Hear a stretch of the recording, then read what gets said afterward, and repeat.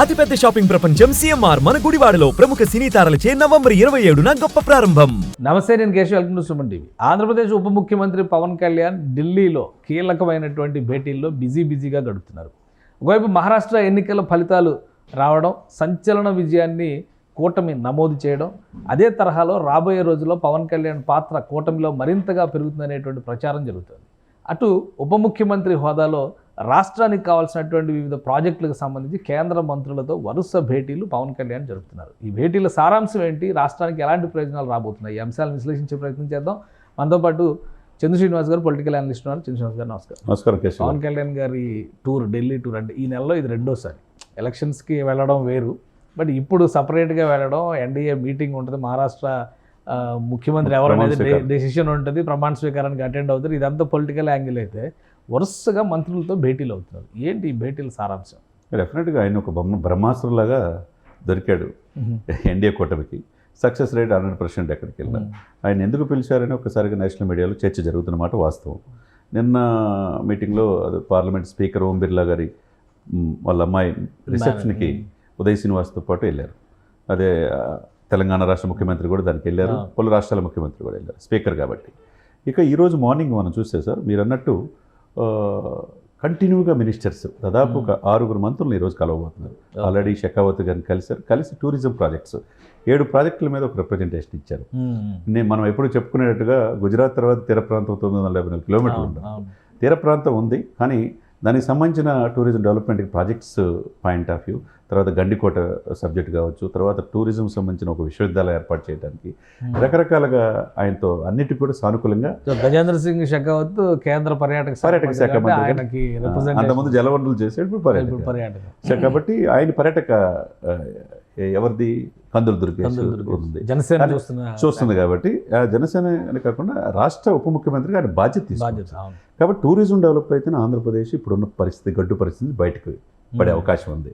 కాబట్టి అపారమైన సహజ వనరులు ఉన్నాయి, మనకు తెలియని అంశం కాదు. కొబ్బరి తోటలు కేరళ తర్వాత అంత అందాలు ఉన్నాయి. దేశానికి ధాన్యాగారంగా ఉండే ఉభయ గోదావరి జిల్లాలు రైస్ పండిస్తున్నారు. తర్వాత ఇంత తీర ప్రాంతం ఉండి ఎందుకని ఉపయోగించుకోలేకపోయారు గత ప్రభుత్వం. ఉపయోగించుకునే విధంగా 7 ప్రాజెక్ట్స్ సానుకూలంగా స్పందించినట్టుగా ఆయన. దాంతోపాటు ఆయనతో పాటు బాలశౌరి గారు, ఉదయ్ శ్రీనివాసు, షెకావత్ గారు కలిసి ఇద్దరు ఎంపీలు కదా, గెలిచిన ఎంపీలు. ఆ తర్వాత 1 o'clockకి జలశక్తి మంత్రి లలన్ సింగ్ని సిఆర్ పాటిల్ని కలవబోతున్నారు. అంటే జలశక్తి అంటే పోలవరం కావాల్సిన నిధులు కావచ్చు, మిగతా మల్టిపుల్ రిహాబిలిటేషన్ చాలా పెద్ద ప్రాజెక్ట్, చాలా పెద్ద ప్రాజెక్ట్ కాబట్టి దాన్ని కూడా. అంతకుముందు గతంలో ఆ శాఖలకు సంబంధించి చంద్రబాబు నాయుడు గారు పొలదప్పలకు కలిశారు, 15,000 కోట్లు కేటాయించడం కావచ్చు. 2026కి టార్గెట్ పెట్టారు. గత ప్రభుత్వం చేయలేకపోయింది, ఇది పూర్తి చేయడానికి కేంద్ర ప్రభుత్వం కూడా నిధులు ఇస్తుంది. కాబట్టి అది పూర్తయితే ఆంధ్రుల జీవనాడి పూర్తయితే ఆంధ్రప్రదేశ్ చాలా మేలు చేకూరుతుంది. ఇకపోతే అది అయిన తర్వాత నిర్మలా సీతారామన్ భేటీ, అది చాలా కీలకమైన భేటీ. ఎందుకంటే ఆర్థిక శాఖ చేతిలోనే, బడ్జెట్ అంతా చేతిలో ఉంది. ఎప్పుడు లేని విధంగా బడ్జెట్లో ఆంధ్రప్రదేశ్కి ఇంపార్టెన్స్ ఈ పీరియడ్లో మనం చూసాం. కాబట్టి పలు పెండింగ్ ప్రాజెక్ట్స్ కావచ్చు, ఆర్థికపరమైన నిధులు ఏపీకి కేటాయించే విషయంలో ఉప ముఖ్యమంత్రిగా కలవబోతున్నాడు ఫస్ట్ టైం నిర్మలా సీతారామన్. ఆ తర్వాత మనం చూస్తే కనుక అశ్విని వైష్ణవ్ మనం చూసాం. అమరావతిలో మనం 2000 రైల్వే లైన్ శాంక్షన్ చేసింది. రైల్వే జోన్ భూమి పూజ అంటున్నారు. ఇవన్నీ పాయింట్ ఆఫ్ వ్యూలో ఉప ముఖ్యమంత్రి హోదాలో ప్రభుత్వం తరపున అశ్విని వైష్ణవ్ కలవటం అనేది మొన్న కూడా అభినందించారు, మనం చూసాం. ఆ పాయింట్ ఆఫ్ వ్యూలో అది కూడా ఒక మంచి పరిణామంగా భావించాలి. ఆ తర్వాత లలన్ సింగ్ ఇప్పుడు పంచాయతీరాజ్, ఇప్పుడు ఈయన శాఖ పంచాయతీరాజ్, ఈయన పరిధిలో ఈయన శాఖ కాబట్టి పంచాయతీలకి, గ్రామాలకి నిధులు ఏమున్నాయి, అందులో main connectivity Panchayati Raj central sponsored schemes ఉంటాయి, ఈయన పరిధిలో ఉంటుంది. అదేవిధంగా దీనికి సహాయ మంత్రి కూడా మన గుంటూరు ఎంపీ గారే, పెమ్మసాని గారు. కాబట్టి పంచాయతీరాజ్కి విరివిగా చక్కగా నిధులు తీసుకొచ్చి రాష్ట్రాలు, గ్రామాలు సర్వతోముఖ అభివృద్ధిగా ముందుకెళ్తానికి అవకాశం ఉంటుంది. కీలకమైన శాఖలు ఈ చేతిలో. సో వరుసగా అఫీషియల్ మీటింగ్సే ఉన్నాయి, షెడ్యూల్ అయ్యి ఉన్నాయి. ఇవన్నీ కూడా అఫీషియల్ మీటింగే. తర్వాత రేపు అనేది చాలా కీలకం. రేపు ప్రధానమంత్రి మోదీ గారు, తర్వాత ఉపరాష్ట్రపతి ధన్ఖడ్ను కూడా కలవబోతున్నాడు. అంటే ఇప్పుడు రాజ్యాంగం 75 సంవత్సరాలు పూర్తయింది, రాజ్యాంగం అమల్లోకి వచ్చి దాంట్లో పార్లమెంట్ హాల్లో మీటింగ్ జరుగుతున్నాయి. కాబట్టి రేపు ప్రధానమంత్రి గారిని, ఉపరాష్ట్రపతిని కలవబోతున్నారు. అంటే నెక్స్ట్ ఎలక్షన్స్ కూడా ఏదో ప్రత్యేకమైన ప్రతిపాదనలు ఉన్నాయంటున్నారు. ఇటు అఫీషియల్ ఇవే ఉన్నాయా, లేదంటే పొలిటికల్ ఎజెండా కూడా ఉందా? లేదు, పొలిటికల్ ఎజెండా కూడా ఉంది. ఇవన్నీ కూడా అఫీషియల్గా ప్రభుత్వం తరఫున ఆంధ్రప్రదేశ్ రావాల్సిన వివిధ శాఖలకు మధ్య సమన్వయంతో ఆ శాఖలు రావాల్సిన నిధుల గురించి మాట్లాడటం. ఇకపోతే మోదీ గారికి ఉన్న సాన్నిధ్యం ఎన్డీఏలో ఒక బ్రహ్మాస్త్రంలాగా ఈయన కనపడుతున్నాడు. తమిళనాడులో వెళ్ళినా హిందూ సనాతన ధర్మాన్ని ఎత్తుకున్నా, మహారాష్ట్రలో 100% స్ట్రైక్ రేట్ చూసుకున్నా, ఎక్కడ చూసినా ఈయన ఒక ట్రబుల్ షూటర్లా కనపడుతున్నాడు. కాబట్టి మోదీ గారు, అమిత్ షా గారు ప్రత్యేకంగా దృష్టి పెట్టి పెద్దలతో మాట్లాడి రేపు ఆయనకి ఒక మంచి బాధ్యత, మనం అనుకుంటే ఎన్డీఏ కన్వీనర్ కో-కన్వీనర్ బాధ్యతలు అప్పచెప్పే అవకాశం ఉందని తెలుస్తుంది. దీంతో పాటు అతి త్వరలో జరిగే ఢిల్లీ ఎన్నికలు, బీహార్ ఎలక్షన్స్ కావచ్చు, ఢిల్లీలో కూడా తెలుగు వాళ్ళు ఎక్కువగా ఉన్నారు కాబట్టి అక్కడ ఇతను ఉపయోగించుకోవాలనేది చర్చలు జరుగుతున్నట్టు తెలుస్తుంది. ఆ తర్వాత తమిళనాడులో ఎలక్షన్లో కూడా పవన్ కళ్యాణ్ గారిని, అంటే దక్షిణ భారతదేశాల నుంచి ఆనాటి పివి నరసింహారావు తర్వాత అత్యంత ప్రజాదరణ పొందిన వ్యక్తిగా పవన్ కళ్యాణ్ గారు కనపడుతున్నాడు. కాబట్టి ఎన్డీఏలో ఈజ్ ద కీ రోల్ అనేది అర్థమైపోయింది.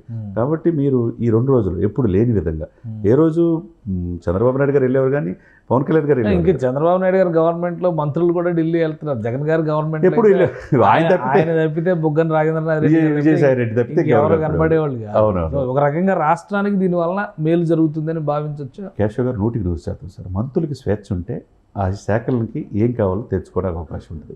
మనం చూసాం, నాదెండ్ల మనోహర్ గారు వెళ్ళారు, మిగతా సత్యకుమార్ వెళ్ళి, మిగతా శాఖ అందరూ వెళ్ళారు, కొల్లు రవీంద్ర గారు, నారాయణ గారు, ఆల్మోస్ట్ మంత్రులు అందరూ వెళ్ళారు. ఇది డే 1 నుంచి జరుగుతుంది. అంటే వర్క్ డిస్ట్రిబ్యూషన్ డే 1 నుంచి ఇక్కడ జరుగుతుంది. కాబట్టి ఈ రోజు ప్రతి ఒక్కళ్ళు ఆ బాధ్యతగా చేసుకున్నారు. మీరన్నట్టు గత 5 సంవత్సరాలు ఏ చేయాలన్నా ఆయన పోయి వెంకటేశ్వర్ల యొక్క ప్రతిమ, మిగతా శాలువా కప్పేసి ఈయన, మీరన్నట్టు ఈయన ఒక్కడే, జగన్మోహన్ రెడ్డి గారు, ఆ తర్వాత బొగ్గన, లేకపోతే విజయసాయి రెడ్డి గారు, ఈ ముగ్గురే ఉంటారు తప్పితే ఇంక మంత్రులు ఎవరు. అప్పుడప్పుడు మిథున్ రెడ్డి అంటే పెద్దిరెడ్డి మిథున్ రెడ్డి అని ఆయన ఫ్యామిలీ అనుకోండి. కాబట్టి ఇక మంత్రులకి స్వేచ్ఛ లేదు, ఇక్కడ మంత్రులకి స్వేచ్ఛ ఉంది, వర్క్ డిస్ట్రిబ్యూషన్ ఉంది. కాబట్టి చంద్రబాబు నాయుడు గారు ఏం చేయాలి, పవన్ కళ్యాణ్ గారు ఏం చేయాలి, మంత్రులు ఏం చేయాలి అనేది సిస్టమేటిక్ ఉంది. టూరిజం పైన ఎక్కువ ఫోకస్ పెట్టేట్టు కనిపిస్తుంది. పవన్ కళ్యాణ్ గారు అదే మాట్లాడుతున్నారు, చంద్రబాబు నాయుడు గారు అదే మాట, దానికి ఒక ఇండస్ట్రీ స్టేటస్ కూడా ఇస్తున్నామని చెప్పని చంద్రబాబు నాయుడు గారు అనౌన్స్ చేశారు. అవునండి. సో ఆంధ్రప్రదేశ్లో ఎంప్లాయ్మెంట్ జనరేషన్కి కానీ, రెవెన్యూ మోడల్కి కానీ టూరిజమే ఎక్కువ అవకాశాలు కల్పించే ఇది ఉంది అని అనుకుంటుందా ప్రభుత్వం? 100% సార్. మనం డ్రోన్ షో మనం చూసే కనుక 4 లక్షల మంది ఉపాధి వస్తుంది డ్రోన్ ఇండస్ట్రీ. ఫస్ట్ టైం అంత షో మనం ఎప్పుడు చూడాలి. ఆ తర్వాత స్కీ ప్లేన్ ఒకటి 40 నిమిషాల్లో అక్కడ వెళ్ళి దర్శనం చేసుకొని ఇక్కడికి వచ్చేట్టుగా ఏర్పాటు చేస్తున్నారు. అది టూరిజంలో భాగంగా చూడాలి. ఇకపోతే ఉభయ గోదావరి జిల్లాలతో పాటు మీరు ఇక్కడ యానిమల్ హస్బెండరీ కూడా ఈయన లలన్ సింగ్ ఈ ఇన్ఛార్జిగా ఫిషరీస్ అండ్ యానిమలిజం, అంటే మత్స్యశాఖ, చేపలు, రొయ్యలు ఎక్కువగా గోదావరి జిల్లాలో, కృష్ణా జిల్లా వరకు ఉంది. కాబట్టి దానికి సంబంధించింది కూడా కేంద్ర ప్రభుత్వం నుంచి ముందు తీసుకొస్తే కనుక డెఫినెట్గా సక్సెస్ అయ్యే అవకాశం ఉన్నది. ఇకపోతే గోదావరి జిల్లాలు కావచ్చు, తీర ప్రాంతం అప్ టు కృష్ణపట్నం వరకు కావచ్చు, 974 కిలోమీటర్లు ఉన్నది. కాబట్టి కేంద్ర ప్రభుత్వం సకాలంలో స్పందిస్తే డెఫినెట్గా రాష్ట్రం అభివృద్ధి చెంది ఎంప్లాయ్మెంట్, దానివల్ల ఎంప్లాయ్మెంట్ జనరేట్ అవ్వడానికి స్పష్టంగా అవకాశాలు ఉన్నాయి. రైట్. థ్యాంక్ యూ చంద్ర శ్రీనివాస్ గారు. ఇది ఢిల్లీలో పవన్ కళ్యాణ్ ఉప ముఖ్యమంత్రి హోదాలో జరుపుతున్నటువంటి పర్యటనలు ఇవి. వరుసగా కేంద్ర మంత్రులందరితో భేటీలు కావడం, రాష్ట్రానికి కావాల్సినటువంటి వివిధ ప్రాజెక్టులకు సంబంధించిన ప్రతిపాదనని ఆయన కేంద్రం ముందర ఉంచుతున్నారు.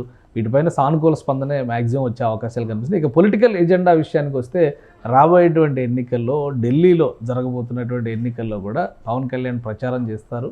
అలానే బీహార్, తమిళనాడు ఎలక్షన్స్లో కూడా ఆయన సర్వీసెస్ని ఎన్డీఏ కూటమి ఉపయోగించుకోవడానికి ప్రణాళికలు సిద్ధం చేస్తున్నట్టుగా చంద్ర శ్రీనివాస్ గారు విశ్లేషిస్తున్నారు. ఇది special discussion. Keep watching. Suman టీవీలో మీ పర్సనల్ అండ్ బిజినెస్ ప్రమోషన్స్ కోసం కింది నెంబర్కి కాంటాక్ట్ చేయండి.